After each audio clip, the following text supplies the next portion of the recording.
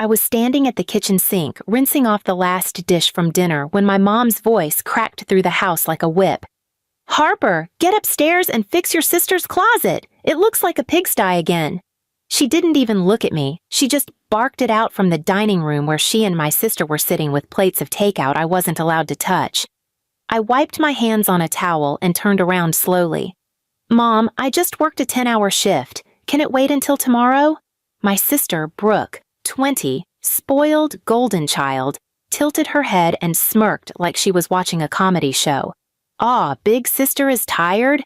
Maybe don't act like a maid if you can't handle maid work." Please subscribe to our channel and tell us in comments from where are you watching this video. My stomach tightened. I said I'm tired, I'm not your maid. Brooke's eyebrows shot up.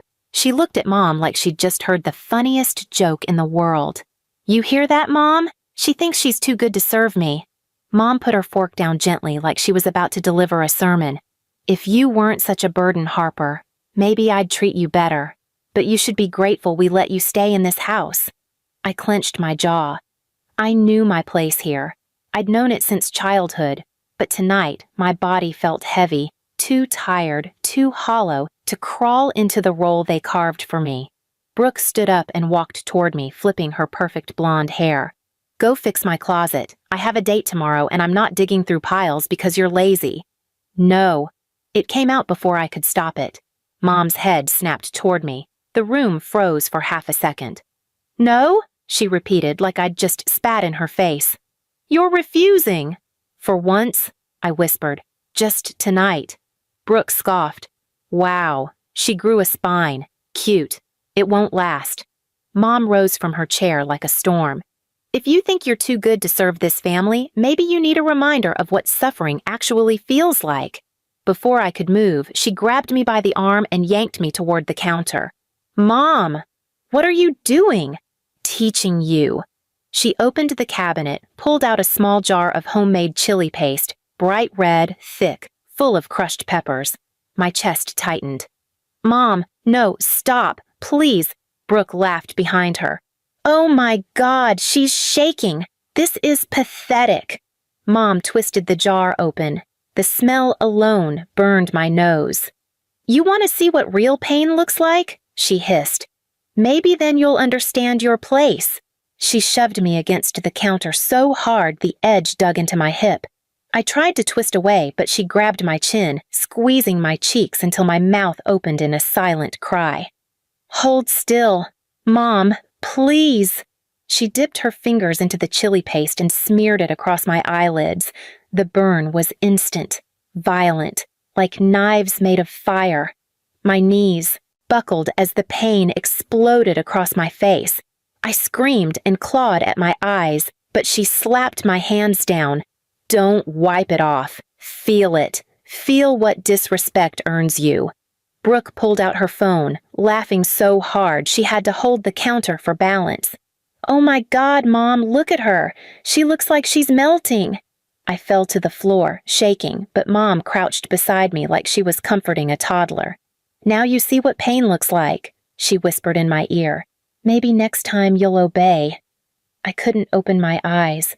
Tears mixed with the burn, spreading it deeper. The floor felt cold under my palms, my chest heaving, my throat raw from screaming. Brooke leaned down beside me, brushing my hair behind my ear like she was fixing a doll. "Honestly, Harper, if you just acted like a real family member instead of dead weight, none of this would happen." I could barely breathe. Their footsteps walked away casually, like they'd just finished a chore. Mom's voice echoed from the dining room. "Dinner's getting cold. Leave her. She'll get up eventually." Brooke chuckled. "Blind rats don't move fast." I stayed on the floor for nearly 20 minutes, trying to blink through the pain. When I finally scraped myself up and crawled toward the bathroom, my vision was smeared red and watery. I grabbed onto the walls, feeling them more than seeing them. Inside the bathroom, I splashed cold water over my eyes again and again, gasping each time the burn surged. My reflection was a horror, red, swollen, streaked with tears. I slid down to the tile and pulled my knees to my chest. In the hallway, I heard Brooke's voice. "Mom, she's going to cry again." Mom answered, bored. Good. Maybe she'll finally learn something. That night, lying on the thin mattress they called my bed, the burn in my eyes slowly fading but the humiliation burning hotter, something inside me shifted, quiet but solid. They had no idea. They had no idea what they just created inside me, and it was going to change everything. The next morning, my eyes were still swollen, rimmed bright red, and every blink felt like grit scraping across raw skin. I could barely see the shapes in front of me when I walked into the hallway. The sunlight through the window stabbed like needles.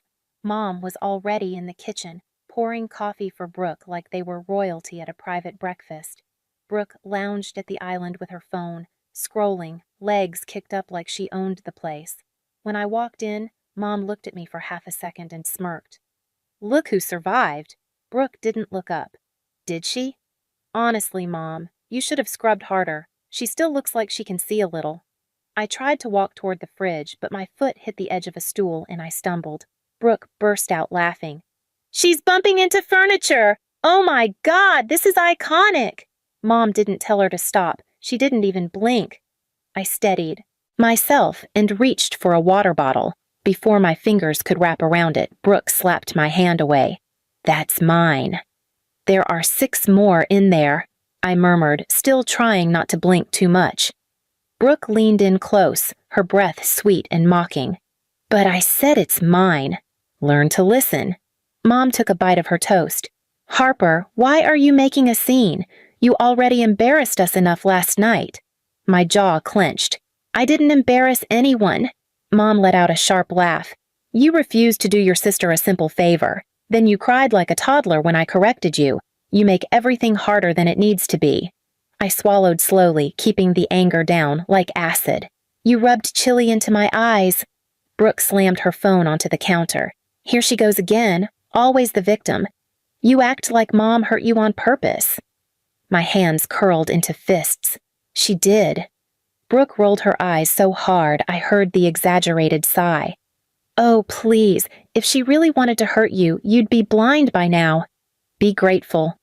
Mom poured herself another cup of coffee, looking irritated. Stop whining.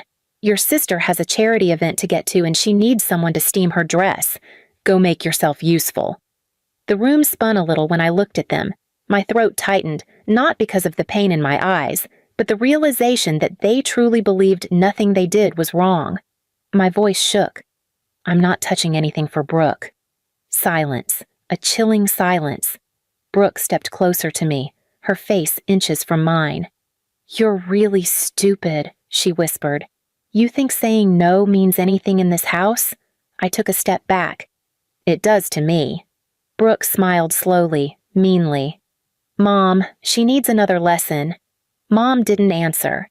She just took a calm sip of coffee and said, I'm tired of teaching her the same thing. She'll come crawling back like she always does. Brooke reached for the jar of chili paste still sitting on the counter. I froze. My heart jumped. My breath shook. I'm not doing anything, Brooke said lightly. I just want to see how fast you run. I moved away fast, bumping into the pantry door. Brooke laughed, putting the jar back. Pathetic. Mom walked past me, brushing my shoulder hard. I raised you better than this embarrassing display. If you can't handle your responsibilities, don't expect a roof over your head. I wanted to scream. I wanted to cry. I wanted to disappear. Instead, I walked to the bathroom, locked the door, and pressed my back against it as tears finally came. Hot, blurring, painful again because the chili burn wasn't fully gone. I stared at myself in the mirror. My face was still swollen, eyes puffy and red. I looked like someone punished for existing. My phone buzzed in my pocket. A text from my coworker, Sasha. You okay? You didn't show up today. I blinked, realizing I must have lost track of time in all the chaos. I texted back, family thing, I'm fine. It was a lie and she'd know it, but I didn't have the strength to explain. When I stepped back out into the hallway, I heard Mom and Brooke laughing in the living room. Their laughter sounded different today, colder, sharper, like they were celebrating something. I peeked around the corner. Brooke was showing Mom a video on her phone. It took half a second to realize it was me, last night, screaming on the kitchen floor, clutching my burning eyes. My stomach dropped. Brooke zoomed in on my face and laughed. "This part is my favorite," Mom chuckled. "Honestly, it's useful. Next time she claims we mistreat her, we'll show her how dramatic she looks." I felt something rip inside me, like a seam tearing open. They recorded it. They kept it, like a trophy. Brooke looked up and saw me. "Oh, look, the star of the show." Mom smiled like she was greeting a neighbor. "We're keeping this video in case you start acting out again. A little reminder of what happens when you disrespect your family." My breath came out shaky. "You're disgusting." Mom's face snapped into a glare. "Excuse me? You hurt me and you laughed about it." Brooke picked up a pillow and threw it at me lazily. "God, you really don't get it. You're not equal to us." I stepped back, heart hammering, mind racing. They were never going to stop, never going to change, never going to love me. And for the first time in my life, instead of drowning in it, something inside me hardened. I wasn't going to survive them. I was going to outsmart them. And when I finally walked upstairs to grab my phone, wallet, and the few clothes I owned, my hands weren't shaking from fear anymore. They were steady, because I knew exactly what my revenge was going to look like. And unlike them, I didn't need chili paste to make someone cry. I didn't leave the house that day. Not yet. Revenge isn't something you rush when you've spent your life being humiliated. It's something you prepare for carefully. The next morning, I went to work early. My eyes were still tender, swollen around the edges, but I wore sunglasses and told my boss I had allergies. She believed me. She always did. She'd been kind in all the small ways my family never had. After my shift, I asked her quietly, "Do you know any rental places nearby that don't ask too many questions?" She nodded without hesitation. "I do. And you're not living with them anymore, are you?" I shook my head. No tears, just resolve. Within 3 days, I had a room in a small duplex, clean brown carpet, a working lock on the door, and silence that didn't feel like punishment. I didn't tell my mom or Brooke. I didn't need their permission. I didn't need their approval. But I needed them to understand what losing me actually meant. So I waited until the perfect moment. It came on a Thursday evening when Mom called me, her voice irritated. "Harper, stop being dramatic and get home. Brooke has a photo shoot at 8 and you need to steam her dresses." I almost smiled. "I don't live there anymore." Mom paused. "What?" "I moved out." "You what?" Brooke grabbed the phone. I could hear her breathless from across the line. "You can't leave. Who's going to do my laundry? Who's going to set up my outfits? Who's going to—" I cut her off. "Figure it out," Mom hissed. "You ungrateful brat. After everything we've done for you—" "You rubbed chili into my eyes," I said calmly. "And you laughed." There was silence. Then Mom snapped, "You deserved it." "I know," I said softly. "And that's why I'm done." I hung up, but that wasn't the revenge. Not even close. 2 days later, I went to the police station. Not to press charges. That wasn't my plan. I simply walked up to the officer at the front desk and said, "I need to file a record of a domestic assault incident. I'm not pressing charges yet, but I want this documented." The officer looked at my medical note from the urgent care visit I went to the night I left home. Irritation, tissue damage, chemical exposure to the eyes. "Who did this?" he asked gently. "My mother." He wrote everything down. He stamped it. He filed it. And that was enough. Because my parents' biggest fear wasn't jail. It was their reputation. They lived off being the perfect family, off impressing church friends, off pretending Brooke was a rising star and I was the quiet helper daughter. One documented incident? It wouldn't arrest them, but it would follow them. And I knew exactly when to use it. A week later, their church was hosting its annual community banquet. Mom and Brooke were obsessed with it. Brooke even bought a new dress specifically for the event. I arrived early, sat in the back, quiet, unnoticed. When Pastor Glenn began reading the volunteer list, he paused when he reached my parents' names. "Mr. and Mrs. Collins," he said slowly, "we need to discuss something privately." The entire row turned to look at my mom. She stiffened. "Is there a problem?" He held up a paper. We received a welfare concern from the precinct involving your daughter. Brooke turned white. Mom's jaw dropped. Dad put his hand over his mouth. People whispered immediately. Everyone knew what a welfare report meant. Mom stood up violently. "Harper, what did you do?" I didn't move. "I told the truth." Brooke's voice cracked. "You're ruining us." "Funny," I said. "That's exactly what you told me when I cried." Pastor Glenn frowned deeply at my parents. "This is serious. We'll need to talk further. You should take responsibility."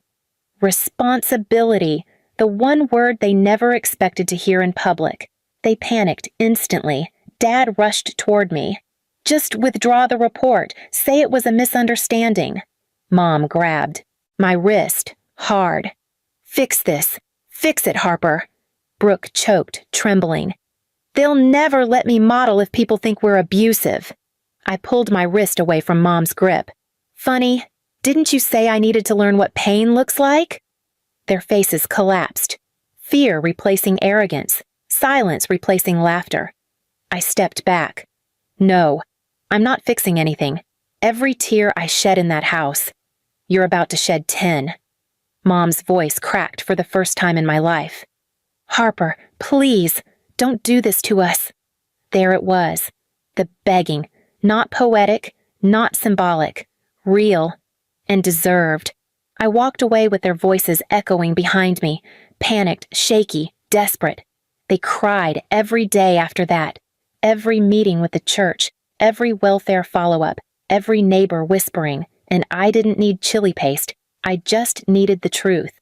I never moved back. I never looked back. And they never stopped crying. Please subscribe to our channel and tell us in comments from where are you watching this video.